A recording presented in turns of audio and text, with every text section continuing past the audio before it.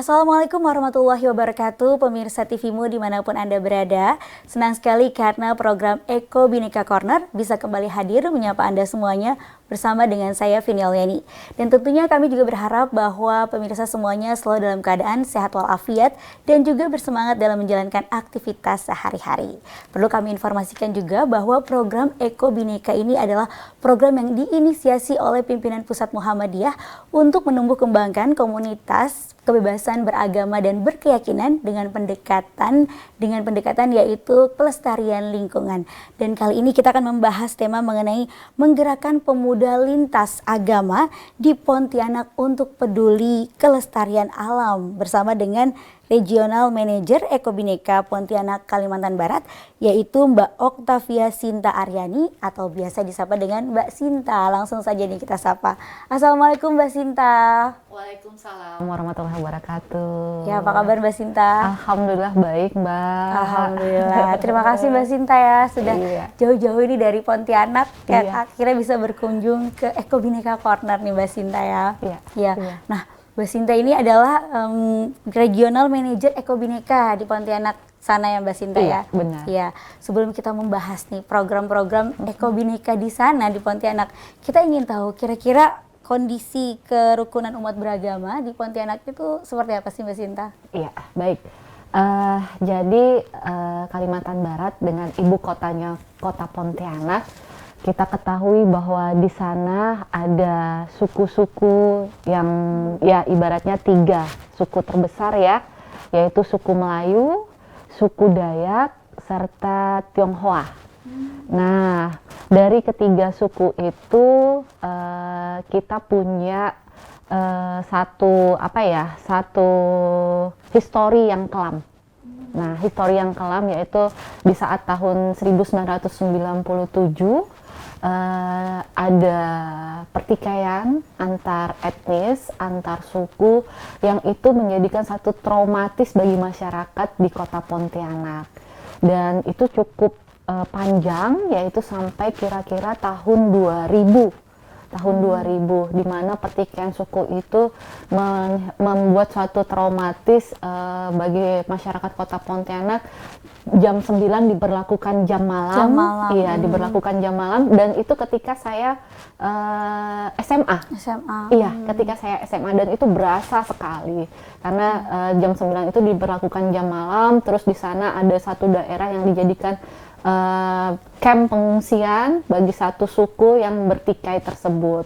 Dan inilah yang menjadikan bahwa di Kota Pontianak khususnya itu kita perlu merawat kerukunan, karena bukan hanya 3 etnis saja mayoritas, tapi ada juga suku-suku yang lain.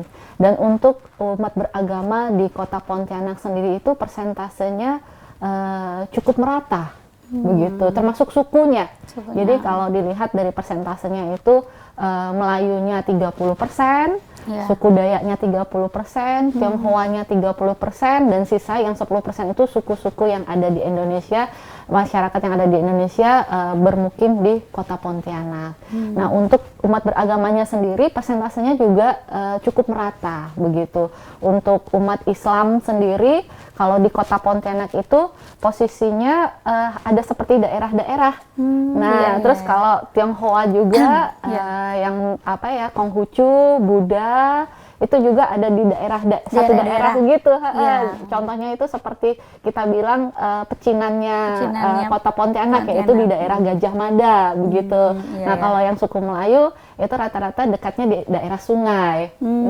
Untuk yang suku Dayak sendiri itu dekat dengan daerah-daerah hutan-hutan yang ada di sekitar pinggiran Kota Pontianak. Jadi untuk kerukunan umat beragama di Kota Pontianak sendiri itu cukup excited sekali dan beragam sekali gitu. Semua etnis, semua suku, semua agama ada di situ. Iya. Nah, iya, itu tadi ternyata kondisi untuk kerukunan umat beragama sempat diawali oleh tadi kejadian konflik itu tadi ya. Kemudian ketika itu untuk menumbuhkan kembali, menghangatkan kembali ya hubungan satu sama lain, itu seperti apa itu? di antara sesama sukunya yang ada di sana tuh? Iya, Ya. jadi untuk kita kembali ke traumatis tersebut tentu saja ini peran dari pemerintah serta dukungan dari masyarakat ya Mbak ya, yang mana masyarakat kita itu berdasarkan studi baseline kita bahwa masyarakat itu masih mempercayai dan sangat percaya apa yang dikatakan oleh tokoh agama kita. Masih mendengar ya? Iya, masih mau mendengar apa yang dikatakan oleh tokoh agama. Jadi kita kembali ke traumatis, mengembalikan trauma itu adalah peran-peran dari pemerintah serta dukungan dari masyarakat yang diwakili oleh tokoh-tokoh masyarakat agama, oleh tokoh-tokoh agama. Jadi salah satu kegiatan-kegiatan itu ketika ada kegiatan misalnya ini kegiatan bulan suci Ramadan terus menginjak Idul Fitri itu diselingi dengan kegiatan-kegiatan budaya. Kegiatan budaya. Jadi dakwah kultural ya? Iya, dakwah kultural. Begitu juga ketika ada Dayak mau kegiatan panen raya itu ada dakwah, bukan dakwah ya, budayanya dengan gawai Dayak. Jadi dirayakan bersama, begitu, dirayakan bersama di pusat kota. Nah, yang Tionghoa juga ada sembahyang kubur, terus ada kegiatan perayaan apa itu ya, perayaan yang terkenal se-Indonesia itu dipusatkan juga di Kota Pontianak. Jadi dakwahnya itu, kegiatan itu berdasarkan budaya-budaya yang dirayakan bersama. Nah, itu menjadikan salah satu cara yang dilakukan pemerintah untuk menghilangkan traumatis itu. lagi dan merekatkan kembali sisi persaudaraannya ya, nilai persaudaraan itu benar. Baik. Lalu peran Muhammadiyah ini bagaimana untuk memainkan perannya secara maksimal juga untuk bisa menjalin kembali ukhuwah di antara kerukunan umat beragama itu tadi. Baik. Jadi peran dari Muhammadiyah sendiri, khususnya kalau di Kalimantan Barat itu pimpinan wilayah Muhammadiyah itu para tokoh kita, ayahanda kita itu ikut berkecimpung di dalam contohnya itu Majelis Ulama Indonesia. Ada yang memimpin, ada ayahanda kita yang memimpin sebagai ketua di Majelis Ulama Indonesia bidang lintas agama. Setelah itu juga ikut berperan di dalam sebagai kepengurusan di FKUB, Forum Komunikasi Antar Umat Beragama, Forum Kerukunan Antar Umat Beragama. Nah, ibunda-ibunda kita juga demikian. Jadi ikut berkecimpung langsung nih di dalam organisasi atau gerakan-gerakan organisasi kemasyarakatan yang bukan hanya skupnya untuk Muhammadiyah saja, tapi juga untuk organisasi secara nasional maupun daerah. Nah, peran dari Eko Bhinneka sendiri itu adalah salah satu inisiasinya dari pimpinan pusat Muhammadiyah yang saat ini khusus di Kalimantan Barat saya sebagai regional manajernya, yaitu menginisiasi pembentukan atau merawat kerukunan dengan cara melestarikan lingkungan. Karena kalau berbicara tentang toleransi, berbicara tentang isu-isu kerukunan itu kan artinya agak sensitif ya Mbak ya, di Kota Pontianak. Mengingat pernah ada satu sejarah yang kelam begitu. Nah, bagaimana supaya isu yang sangat sensitif ini menjadi renyah, menjadi ringan ya. Jadi dengan cara dikemas oleh pimpinan pusat itu yaitu kita merawat kerukunan dengan gerakan melestarikan lingkungan. Mengingat juga di Kota Pontianak itu kan ini ya Mbak ya, dataran rendah. Jadi yang pertama kita juga mengalami permasalahan lingkungan yaitu banjir. Setelah itu ini yang paling sangat sering terjadi ketika kemarau, yaitu kita mengalami kabut asap, kebakaran hutan.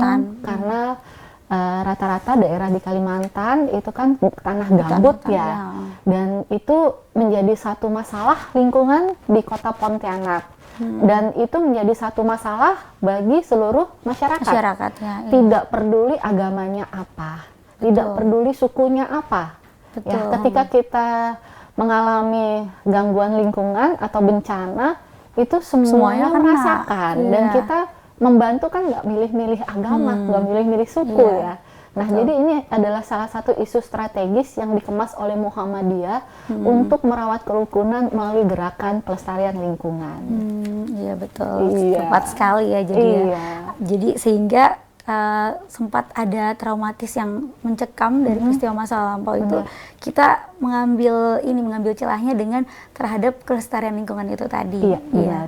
Dan tadi ada permasalahan yang paling berat itu adalah masalah banjir dan kebakaran Kebakaran hutan, gitu hutan, ya. benar. Baik, ya. Kebakaran hutan. Kebakaran hutan. Iya. Lalu itu apa tuh yang dilakukan solusinya untuk memperendah tingkat ancaman datangnya banjir ketika musim-musim penghujan tinggi gitu kan, dan juga kebakaran hutan, apalagi sekarang juga kan sedang ada isu polusi gitu ya, Iya, seperti itu. benar. Jadi polusi itu nggak terjadi di Jakarta aja ya, Iya, Mbak. ternyata Ini di juga, sana juga ya. karena masih belum ada hujan, jadi ini Kota Pontianak sedang kabut asap ini, Mbak. Kabut asap. Iya, kabut asap.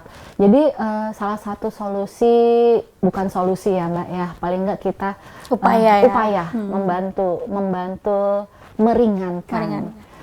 Adalah cara kita mengedukasi, karena itu kembali lagi kepada masyarakat, kepada penduduk Kota Pontianak ya, karena ini bukan masalah ini bukan masalah pemerintah daerah saja, tapi masalah bagi masyarakat kita. Dan satu masalah di suatu daerah itu pastinya kembali lagi kepada pendidikan yang ditanamkan di satu daerah tersebut. Artinya apa yang harus dilakukan yaitu edukasi. Nah, salah satu yang dilakukan oleh Muhammadiyah yaitu mengumpulkan atau mengedukasi pemuda-pemudi. Kenapa kita arahnya kepada pemuda-pemudi? Karena di tangan pemuda-pemudi inilah suatu gerakan akan bisa ditingkatkan ya. atau bisa secara bersama-sama ya.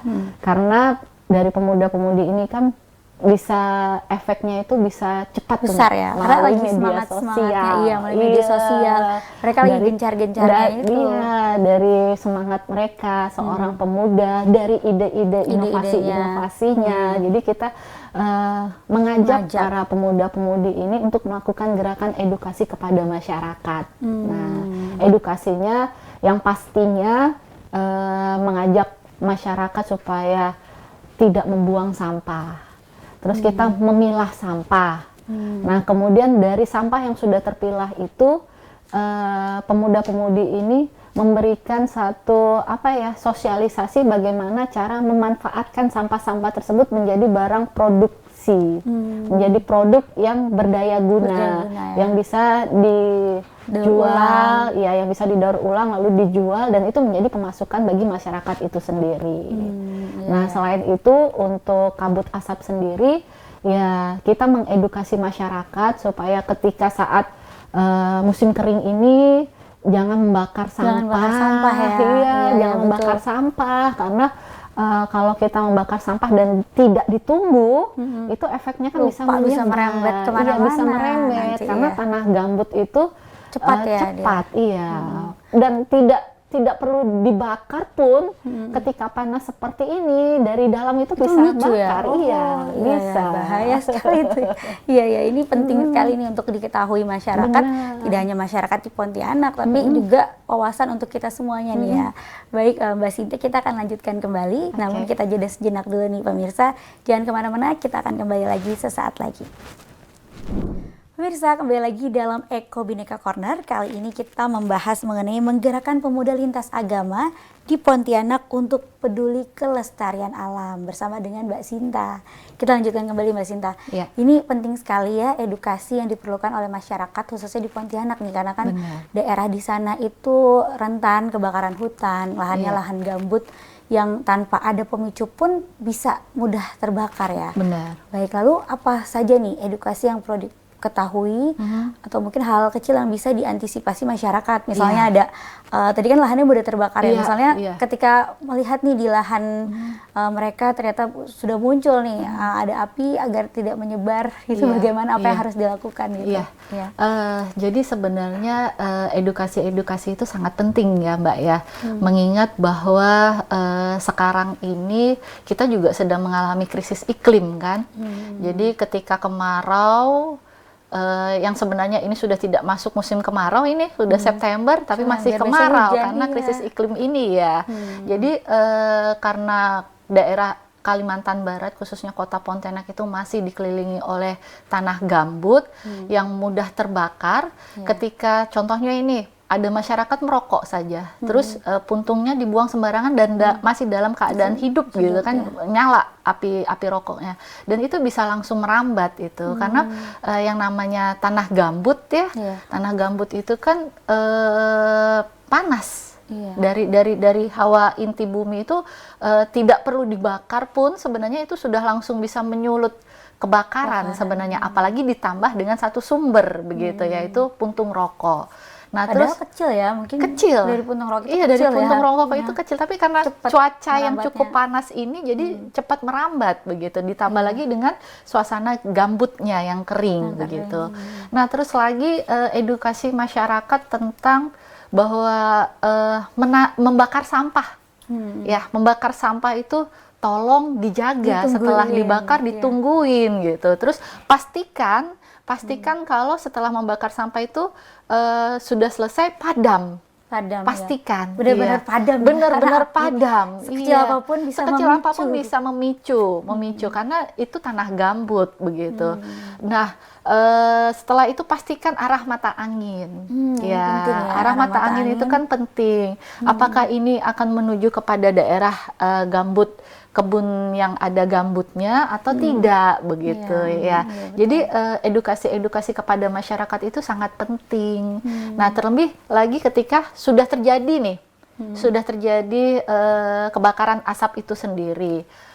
Apa yang harus dilakukan? Ya, yang pertama ketika kita terjadi seperti itu dan sudah menyebar sangat luas sekali, ya laporkan.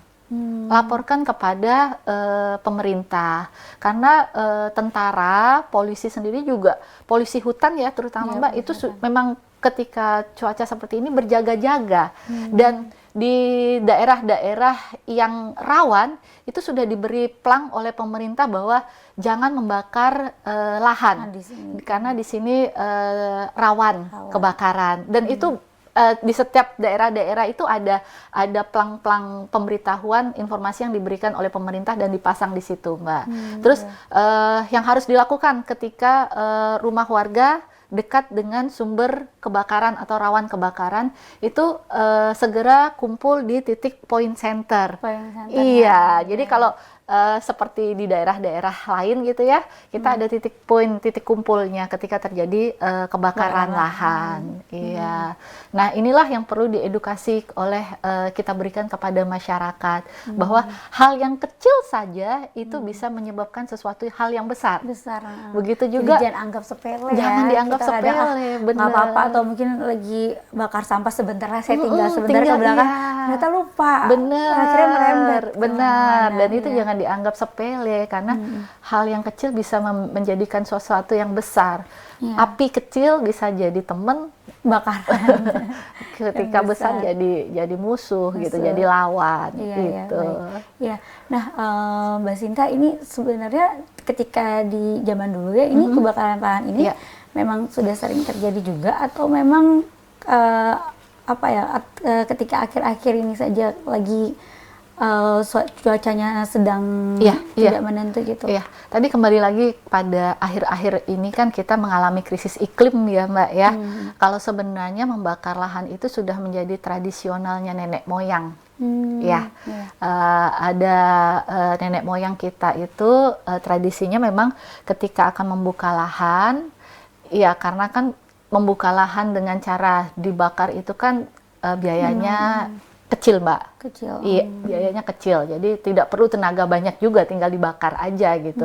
Tapi kan kalau zaman dahulu nenek moyang kita itu punya ilmu cara ya memandang atau menilai ini arah mata anginnya sedang baik, oh ini arah mata anginnya tidak baik, tidak boleh membakar begitu kan. Jadi membakar sampah itu zaman dulu juga sudah membakar lahan itu dari zaman dahulu juga sudah dilakukan. Hanya sekarang ini karena kita krisis iklim dan cuaca yang tidak menentu, yang ekstrim banget. Jadi kalau di Kota Pontianak tuh, Mbak, siangnya bisa panas, kata orang Pontianak itu panas bedengkang. Bedengkang, saking panasnya. Saking panasnya. Iya. Tapi ntar sorenya bisa hujan, Dingin. anginnya kencang. angin kencang. Sering terjadi angin puting beliung. Puting beliung. Sering terjadi, Mbak, di Kota Pontianak Rawan itu juga ya. Iya. Kondisi kontur lingkungan. Iya, jadi dari geografis sendiri itu juga sudah cukup kita memberikan perhatian bahwa harus hati-hati. Jadi ketika kita akan membakar lahan itu juga harus diperhatikan begitu, karena kondisi geografis sendiri sudah tidak memungkinkan karena kita sedang mengalami krisis iklim. Baik, iya. Iya. Tapi biasanya dengan kondisi seperti itu tetap ada peluang kan ya yang bisa dilakukan oleh Muhammadiyah ini melalui Iya. Eko-Bhinneka. Nah, Iya. itu peluang dan juga tantangannya itu seperti apa tuh? Nah, itu dia. Iya. Jadi peluang yang diberikan atau peluang amanah yang diberikan oleh pimpinan Pusat Muhammadiyah kepada kami di regional Kalimantan Barat itu ketika saya berpikir begini, bahwa kegiatan atau program ini tidak bisa dikerjakan oleh 1-2 orang, gitu ya. Dan kegiatan ini sungguh sangat sangat challenge, karena kita tahu sendiri historinya Kota Pontianak itu kan, Kalimantan Barat punya sejarah kelam soal tentang kerukunan. Dan ini tadi kita sudah membahasnya bahwa untuk isu kerukunan itu adalah isu yang sangat sensitif. Iya. Ditambah lagi dengan masalah lingkungan nih, juga. dengan masalah lingkungan. Jadi kita pakai strateginya dengan bersama-sama melestarikan lingkungan. Nah, saya berpikir bahwa ini tidak bisa dilakukan sendiri oleh Muhammadiyah.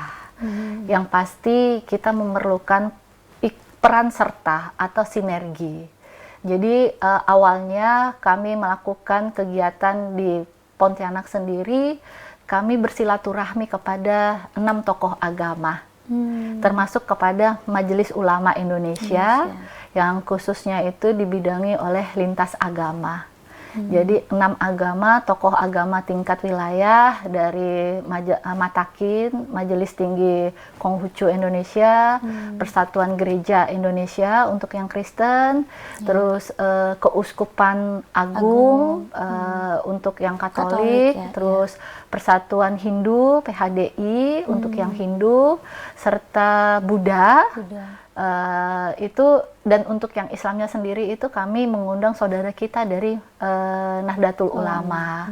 Nah, kami berdiskusilah di sana. Kita perkenalkan dulu nih Eko-Bhinneka apa kepada para tokoh agama tersebut, dan kita mengatakan bahwa kami memerlukan dukungan, kami memerlukan bantuan. Kita memerlukan bantuan dengan meminta kepada para tokoh agama itu untuk memberikan 3-4 pemuda-pemudinya yang mempunyai komitmen. Karena kenapa kita bilang yang mempunyai komitmen? Karena ini sangat penting sekali. Karena ini berkesinambungan. Berkesinambungan dan efeknya ini bukan hanya setahun 2 tahun kita harapkan. Dan kita maunya itu, niat kita bahwa kita mengumpulkan komunitas pemuda-pemudi ini supaya nanti jika kembali ke komunitasnya lagi, pembelajaran ini bisa ditularkan lagi. Jadi kita mengenalkan dulu kepada para tokoh agama itu Eko-Bhinneka apa, terus tujuannya apa, visi misinya apa, menyamakan nih Mbak, menyamakan persepsi kita, dan itu sangat disambut baik oleh para tokoh agama tersebut. Iya. Baik, luar biasa. Ini dari tahun berapa Eko-Bhinneka sudah hadir di Pontianak, Mbak Sinta? Baik, tahun 2021 sendiri di bulan November itu kami di training dulu kan Mbak ya, regional manager, field staffnya itu di training dulu, lalu mulai bergerak itu di bulan Januari 2022. 2022. Iya, Akhir 2022. 2021 ya berarti. Iya, kan akhir bentuknya, 2021. Nah, Januari 2022 itulah kami bersilaturahmi kepada para tokoh agama serta Majelis Ulama Indonesia. Namun sebelumnya kami sudah bersilaturahmi dulu ini ke PWM dulu, pimpinan PWM wilayah Muhammadiyah dulu, ya kita memperkenalkan juga, lalu didukung oleh ayahanda kita. Nah, setelah itu di Januari 2022 kita bersilaturahmi, audiensi kepada para tokoh agama itu dan meminta para tokoh agama itu untuk memberikan pemuda-pemudinya 4 sampai 5 orang. Pemudi-pemudi terbaiknya nih ya, pemuda yang mempunyai komitmen itu tadi ya. Iya, yang mempunyai komitmen. Menarik sekali. Tentunya ini kegiatannya juga tadi dari ceritanya Mbak Sinta, karena ternyata ini merangkul ini tiap-tiap perwakilan dari agama yang ada di Indonesia ya, dan mengirimkan pemuda-pemudi terbaiknya yang pastinya mempunyai komitmen. Nah, Benar. apa aja nih yang dilakukan ya program-programnya? Kita akan membahasnya, tapi setelah yang satu ini, Mbak Sinta dan juga pemirsa ya, jangan kemana-mana, tetap bersama kami. Kita akan kembali, namun kita simak dulu yang berikut ini. Pemirsa, kembali lagi dalam Eko Bhinneka Corner. Kita masih membahas ini mengenai gerakan anak muda untuk melestarikan lingkungan dan juga lintas agama. Ini merekatkan kerukunan hidup antar beragama di Pontianak. Ya, Mbak Sinta, kita lanjutkan lagi nih Mbak Sinta. Mbak Sinta, tadi upaya yang dilakukan Eko Bhinneka, khususnya juga Muhammadiyah di Pontianak ya, adalah dengan menggandeng ataupun juga merekatkan ini perwakilan pimpinan pemuka agama di tiap-tiap agama dengan mengirimkan perwakilan anak mudanya. Benar. Nah, lalu kegiatan apa nih yang dilakukan Mbak Sinta? Oke, baik. Sebelum kita melakukan kegiatan ini saja, ini dulu nih Mbak. Para tokoh agama kan setelah dimintai pemuda-pemudinya untuk mewakili dan akhirnya terkumpul, itu di bulan Maret tahun 2022 kita melakukan satu kegiatan workshop.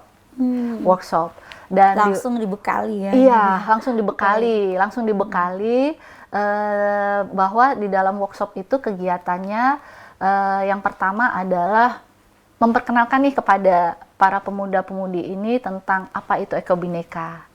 Terus bagaimana pandangan terhadap 6 agama di dalam merawat lingkungan. Karena di dalam semua kitab suci, agama apapun juga, tentang perawatan lingkungan itu memang merupakan tanggung jawab dari manusia. Tuhan sudah memberikan tempat kepada manusia dan manusia itulah yang bertanggung jawab. Jadi dari semua agama nih, kita meminta para tokoh agama tersebut untuk memberikan materi di workshop tersebut kepada sahabat-sahabat yang kita undang nih, teman-teman yang kita undang. Dan bukan hanya dari lintas agama saja, kita juga mengundang narasumbernya itu dari lingkungan hidup. Tentang bagaimana sih lingkungan hidup kita sekarang ini, apa saja sih permasalahannya. Dan itu langsung dibekali kepada teman-teman peserta workshop. Dan workshop ini bukan hanya dari pemuda lintas agama, lintas iman saja, tapi juga ada komunitas lingkungan. Macam-macam ya Mbak? Macam-macam, iya. Karena kan kita isunya kerukunan dan lingkungan nih Mbak. Setelah itu, selain lintas agama, kita juga memanggil komunitas suku. Jadi ada suku Dayak, perkumpulan suku Dayak, perkumpulan perempuan Melayu, dan semua komunitas suku yang ada di Kota Pontianak. Banyak ya, ada berapa orang tuh jadi Mbak Sinta? Oke, jadi kemarin itu perwakilannya ada 35. 35. Iya, ada 35 perwakilan ya dari semua yang kita undang itu ya. Alhamdulillah hadir semua, Mbak. Dan di sana dibekali yang menjadi fasilitatornya itu juga Bapak dari MUI, Majelis Ulama Indonesia nih. Jadi kita bersinergi. Artinya kita Eko Bhinneka Muhammadiyah punya program ini, kita bersinergi sama Majelis Ulama Indonesia yang menjadi fasilitatornya. Dan di sana kawan-kawan pada akhirnya mempunyai satu komitmen bersama untuk bergerak bersama, untuk rukun dengan launchingnya komunitas yang kita beri nama Sahabat Eko Bhinneka atau SEKA. SEKA, Sahabat Eko Bhinneka. SEKA, Sahabat Eko Bhinneka. Sahabat Eko Bhinneka. Dan dari SEKA itu sendiri, waktu di workshop itu juga terbentuklah 4 divisi. Apa Jadi aja tuh? divisi yang pertama yaitu divisi rumah ibadah. Divisi rumah ibadah. Jadi concernnya nanti fokusnya ke rumah ibadah, benar. Nah, divisi yang kedua itu divisi pendidikan. Ya, concernnya di pendidikan. Divisi yang ketiga yaitu divisi kampung. Iya, kampung atau desa. Dan yang keempat ini divisi yang memang harus menjadi satu isu kita yang terbaru yaitu media sosial, informasi. Ini menarik ini. Karena sekarang memang eranya digital ya, media sosial. Jadi memang harus juga nggak boleh luput, harus digembar-gemborkan. Jadi divisi yang keempat itu adalah divisi media sosial. Nah, launching lah satu komunitas di Kota Pontianak yang dimana di situ ada pemuda-pemudi lintas agama, ada pemuda-pemudi lintas suku, serta ada pemuda-pemudi lintas komunitas lingkungan hidup. Ini kalau lingkungan hidup nih seperti apa saja, Pak? Karena kan mungkin orang berpikirnya lingkungan hidup nih satu semuanya gabung jadi satu. Tapi apa beda-beda? Ada mungkin komunitas yang tadi untuk peduli lingkungan di area lahan ataupun area pesisir sungai begitu ada, Mbak, ada. Apa aja jadi kita ini, Mbak, kita di waktu-waktu yang kita sebelum mengadakan workshop itu kita silaturahmi ya, Mbak ya. Kita bertanya nih, di Pontianak ini ada komunitas apa ya untuk lingkungannya? Ada bank sampah, ada Earth Hour, ada suara Asa Katulistio, banyak, Mbak. Karena komunitas-komunitas ini sendiri membentuk satu rumah yang difasilitasi oleh pemerintah kota, yaitu rumah komunitas. Jadi pada akhirnya di Sahabat Eko Bhinneka ini kita mengundang lagi kawan-kawan yang ada di komunitas lingkungan hidup supaya kita bisa bersama-sama untuk merawat lingkungan.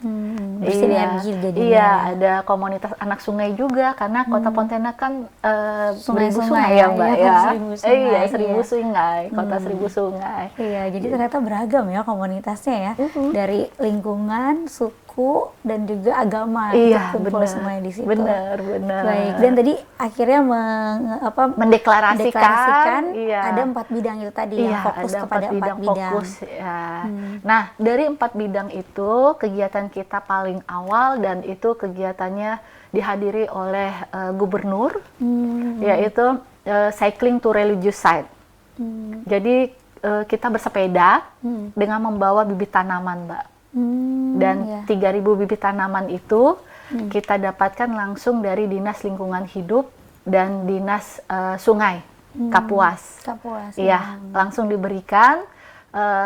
Peserta kita berikan dengan jumlah peserta 200 dengan bersepeda membawa masing-masing bibit tanaman, berhenti di rumah ibadah yang telah kita tentukan, yang telah panitia tentukan. Dan di sana peserta memberikan tanaman. Lalu menanam bersama. Langsung menanamnya bersama. Iya. Jadi di start itu dari mulai masjid terbesar di Kota Pontianak, yaitu Masjid Raya Mujahidin, lalu ke Gereja Elok, gereja dari Protestan, kemudian lanjut ke Vihara punya Buddha, lalu ke Kelenteng, ke Konghucu, lalu ke Pura punyanya Hindu, Pura Giripati. Dan yang terakhir kita finishnya itu di gereja Sisilia, miliknya Katolik.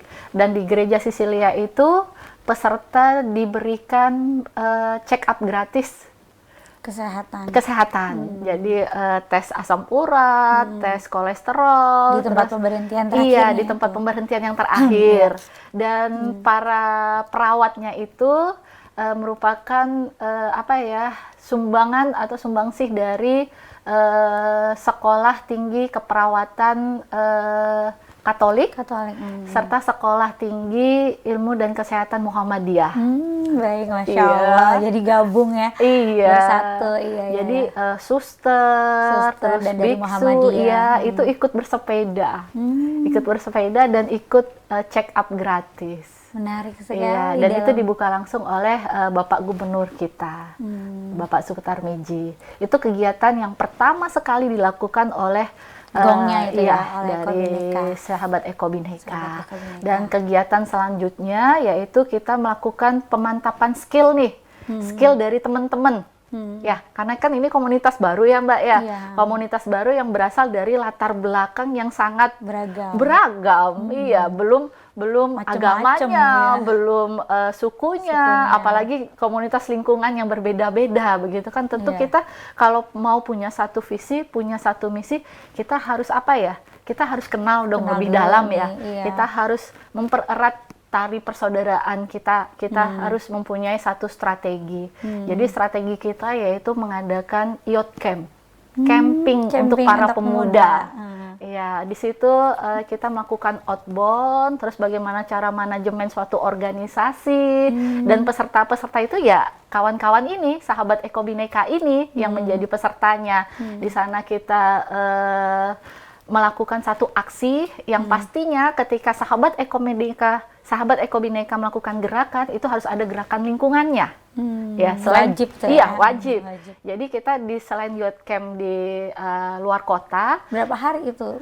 3 hari 2 malam. 3 hari 2 3 malam. hari 2 malam. Dan di sana kita memanggil trainer-trainer yang sangat profesional untuk menghasilkan apa ya, keluaran output kepada sahabat Eko Bhinneka ini supaya mereka siap untuk menjadi suatu komunitas untuk menggerakkan kerukunan dan lingkungan. Iya. Nah, kegiatan lingkungan kita sendiri ketika youth camp itu kita melakukan aksi bersih-bersih pantai.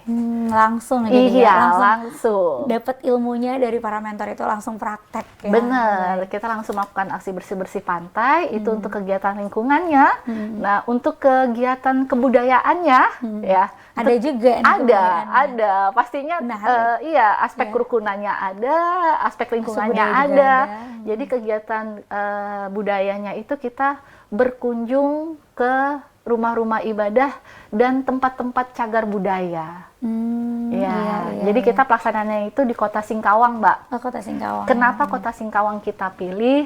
Karena Kota Singkawang selama 3 tahun berturut-turut menjadi diberi predikat oleh pemerintah juara pertama kota tertoleran se-Indonesia. Baik. Iya, jadi kegiatan itu kita mengundang Ibu Wali Kota, Ibu Wali Kota Singkawang, ya, Ibu Cecumi yang telah berhasil membawa kotanya menjadi 3 kali berturut-turut untuk bercerita praktek baiknya bagaimana bisa terjadi. Ya, terutama kalau di Kota Singkawang itu ciri khasnya Mbak ketika menginjak suatu hari keagamaan itu kotanya dihias. Oh, jadi semarak ya. Semarak. Jadi masyarakatnya juga bersemangat ya untuk ikut berpartisipasi. Benar gitu. sekali. Jadi kotanya itu dihias. Kalau Idul Fitri, Ramadan itu lampu-lampu kotanya bentuknya itu ketupat. Ketupat. Iya. Kalau etnis Natal, Cina, misalnya. itu Imlek biasanya, Imlek itu lampion-lampion. Iya. Kalau Natal itu di tengah kotanya itu ada pohon beringin menara. besar, pohon Natal pohon, besar, iya, pohon Natal besar. pohon Natal besar. Jadi setiap event ketika menginjak hari besar agama itu dihias kotanya. Dan di sana masjid, vihara, gereja, kelenteng itu berdekatan, Berdekatan. Mbak. Iya.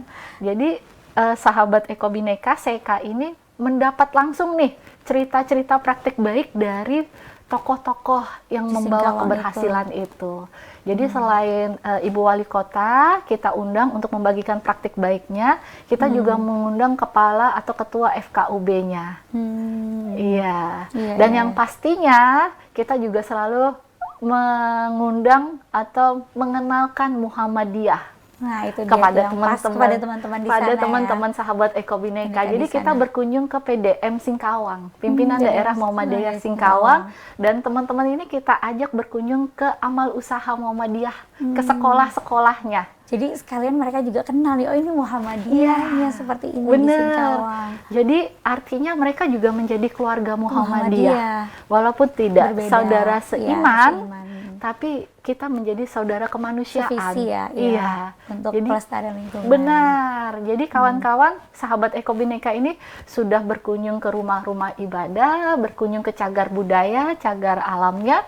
Kita juga membawa sahabat Eko Bhinneka ini berkunjung ke sekolah-sekolah Muhammadiyah. Baik. Jadi ketika ada keterkaitan dengan Muhammadiyah, mereka merasa di situ ada kedekatan emosional ya. Benar. Ini bagian juga dari kita gitu. Benar. Walaupun tadi berbeda tidak seiman gitu. Iya, Ini menarik iya. sekali ya.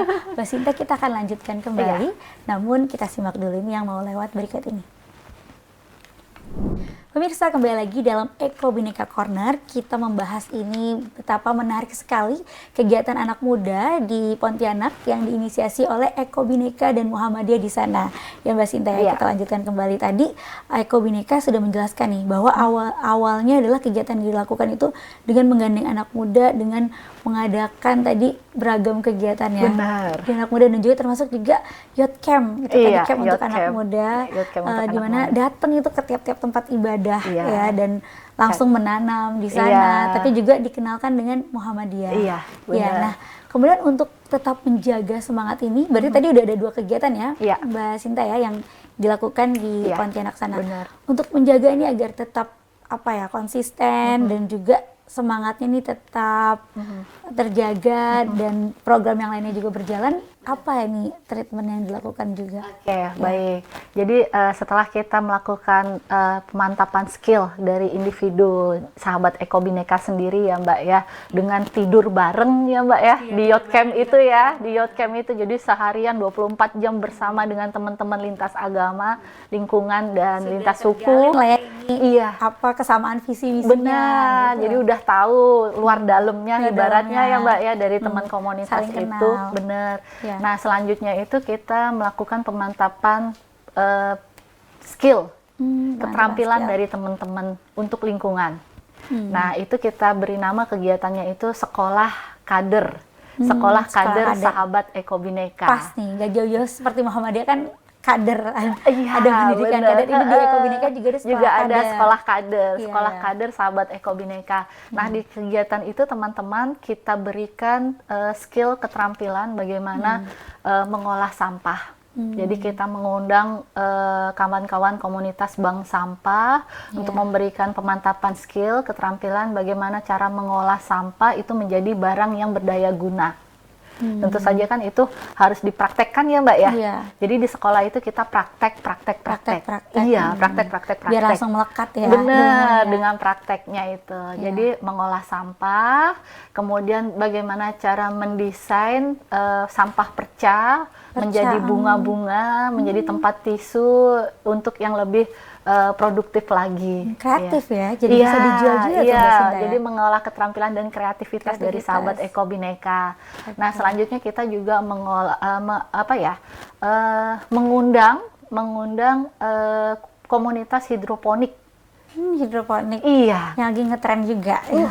Iya, Iya, jadi isu tanaman-tanaman. ini kita lihat dengan kondisi daerah kota ya, yang lahan sudah sedikit, Sedikit. terus bagaimana cara menciptakan suatu ketahanan pangan, Iya. ketahanan pangan untuk keluarga, begitu kan, dengan teknik hidroponik. Jadi kita mengundang dari tim akademisi pertanian Universitas Tanjung Pura.